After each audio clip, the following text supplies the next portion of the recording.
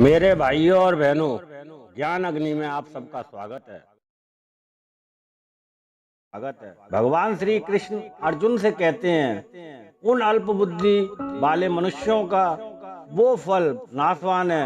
देवताओं को पूजने वाले देवताओं को प्राप्त होते हैं और मेरे भक्त चाहे जैसे भी मुझे भजे में मेरे को ही प्राप्त होते हैं। इस कारण देवताओं के भक्त अपनी क्षणिक कामनाओं और संकुचित विचारों के कारण ही देवताओं की उपासना से फल प्राप्त करते हैं। इस प्रकार मनुष्यों को जो फल प्राप्त होते हैं वे सांसारिक सुख सुविधा की ही प्राप्ति कराते हैं। यह फल बहुत थोड़े समय के लिए मिलता है और उन फलों का कभी ना कभी अंत हो ही जाता है। देवताओं की पूजा करते करते मनुष्य ज़्यादा से ज़्यादा उस देवता के रूप को प्राप्त कर लेता है, लेकिन जो मनुष्य भगवान का भजन करते हैं वह अपने साधन की मेहनत से भगवान के रूप को प्राप्त कर लेते हैं। यहाँ एक बात और विचार करने की है, देवताओं में विश्वास करने वाले मनुष्य देवताओं की आराधना इस कारण करते हैं जिससे वो देवता प्रसन्न होकर भगवान की प्राप्ति करा दे।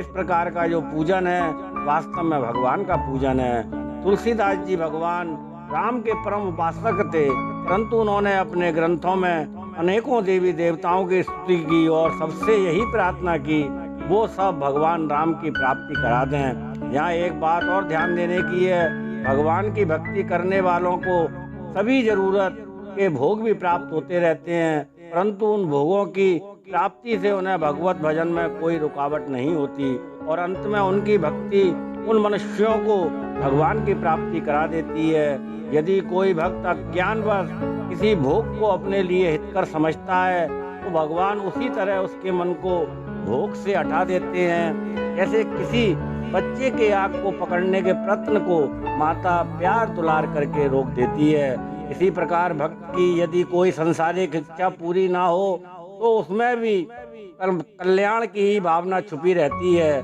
भगवान श्री कृष्ण अर्जुन से कहते हैं, बुद्धहीन मनुष्य मेरे उस अविनाशी परम भाव को नहीं समझते जिससे उत्तम कोई वस्तु नहीं है। सच्चिदानंद घन परमात्मा मन और इंद्रियों की पहुंच से परे है, परंतु संसार के रूप में वही प्रकट है। इस रहस्य को वे नहीं समझ पाते। सामान्य मनुष्य अपनी इच्छाओं में इस प्रकार उलझे रहते हैं। वे मनुष्य अपनी बुद्धि को ही अपने इस साधन के लिए उपयुक्त समझते हैं। दृष्टि संकुचित होने के कारण वे उन बातों को सोचने में असमर्थ ही होते हैं जो भगवान की सर्वदा सामर्थ्यमयी दृष्टि में सदा तख्त की बात रहती है। इसलिए भगवान के विधान पर विश्वास न कर अहंकार बस अपने ही निश्चय को सही समझते हैं। भगवान अव्यक्त होते हुए भी सब प्राणियों के रूप में स्वयं ही प्रकट हैं। यदि मनुष्य अपनी दृष्टि बंद कर ले तो वह ऐसा ही है जैसे अमृत के समुद्र में तैरते हुए कोई अपना मुंह जोर से बंद रखे।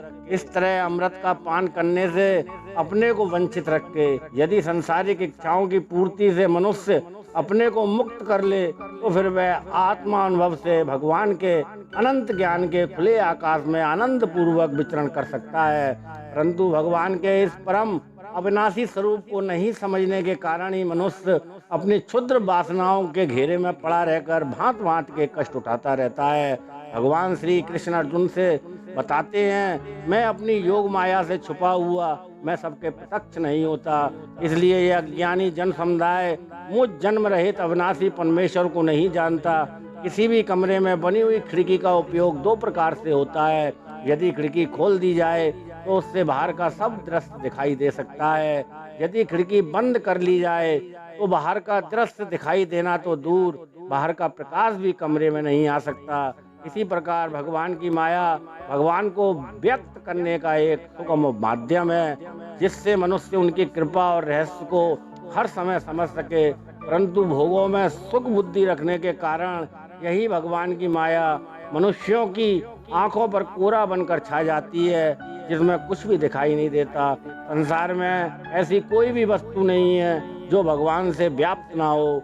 इतनी सुगमता पूर्वक भगवान के सानिध्य को हर समय अनुभव न करके जगह जगह भटकने की क्या आवश्यकता है। लेकिन जिन मनुष्यों का मन भोगों की आसक्ति से भ्रमित हो जाता है वे सर्वव्यापी भगवान से विमुख रहते हैं। यदि प्रकाश के स्रोत की ओर मनुष्य अपनी पीठ कर ले तो फिर उसे सामने अंधेरा ही दिखाई देता है, परंतु प्रकाश को पाने के लिए केवल उसकी ही ओर मुड़ जाना पर्याप्त है। जिस टॉपिक की वीडियो चाहिए उस टॉपिक को कमेंट सेक्शन में लिखें और ज़्यादा से ज़्यादा इस चैनल को पसंद करें और आपके लिए इस प्रकार का वीडियो लाता रहूँगा। धन्यवाद।